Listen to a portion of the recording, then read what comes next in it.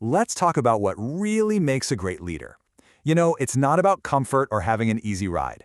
Today, we're diving into 5 incredible, real-life stories that prove the most courageous leaders aren't just born, they're forged in the fire of a life-defining crisis. So, let's get into it. Listen to this quote from David Foster Wallace. It just nails it, right? A true leader helps us become better than we think we can be. They inspire us to rise. So the real question is, how do you become that person? Well, let's meet 5 people who show us the way.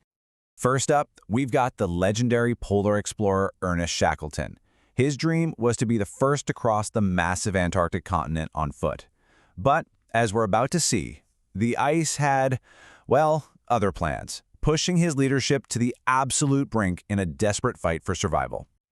Then there's Abraham Lincoln. He went from a prairie lawyer to the president, only to be thrown immediately into the single greatest crisis in American history, a nation literally tearing itself apart in a civil war that would decide its very soul.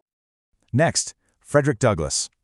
Born into the horror of slavery, he didn't just escape, he rose up and became one of the most powerful voices for abolition in the entire century, using his brilliant mind and his own story to challenge the conscience of a nation.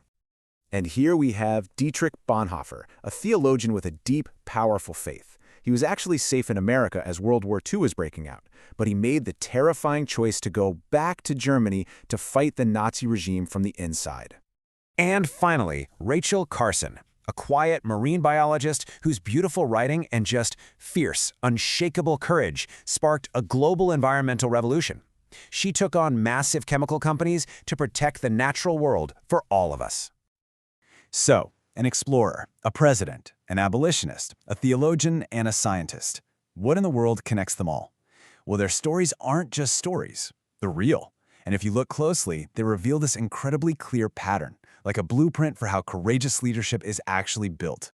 The pattern begins right here.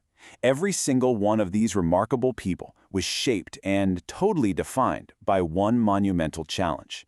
And I don't mean a small setback. I'm talking about a personal crucible, a trial by fire that threatened to destroy them completely. For Shackleton, that crucible was the crushing Antarctic ice. His ship, the Endurance, was trapped and then just splintered, leaving him and 27 men stranded on a floating piece of ice, 1,000 miles from anywhere. No hope of rescue. For Lincoln, it was the Civil War. Can you imagine? He's at the very center of this horrible, chaotic conflict, with the weight of the nation's entire existence resting squarely on his shoulders.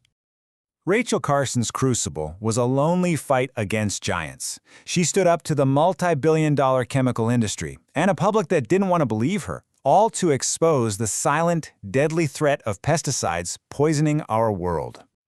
For Frederick Douglass, the crucible was slavery itself. He had to endure constant physical and mental torment, a system designed to utterly break his spirit before he could even begin his life's real work.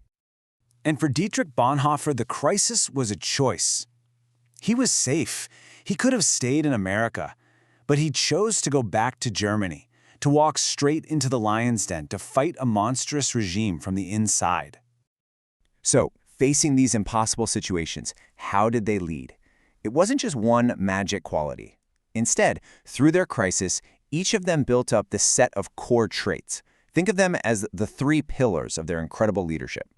Pillar number 1 is radical empathy. Now, this isn't just about being nice or feeling sorry for people. It's a deep, strategic understanding of others. It's the ability to forge real, personal connections, to build trust and hold a team together when everything is falling apart. It's a survival tool. And check out how they did it, because it's fascinating. Shackleton held what his crew called little intimate talks with every single man to smooth over tensions and build trust. Meanwhile, in the White House, Lincoln held what he called daily public opinion baths, basically opening his doors to everyday citizens just to listen and stay connected. The second pillar is unshakable purpose. This is that inner steel, right? That resilience to look your deepest fears right in the eye and not just get through it, but actually find your mission inside of that struggle. And this quote, wow, it says it all. After months of being brutalized by a cruel slave breaker named Covey, a teenage Frederick Douglass just decided he'd rather die than be whipped one more time. And in that moment, he fought back. Now, he didn't win his freedom that day, but he won back himself. By moving into his fear, he forged a new, unbreakable sense of purpose. The final pillar is taking that vision and making it real. So, how'd they do that? Through the power of communication.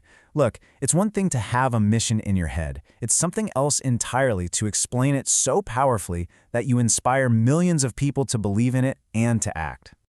Think about this for a second. 272 words. That's the entire length of Lincoln's Gettysburg Address.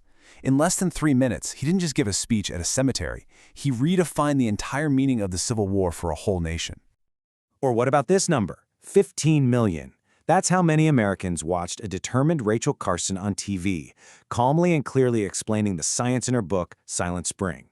That one single broadcast beamed her vision into living rooms across the country and completely turned the tide of public opinion.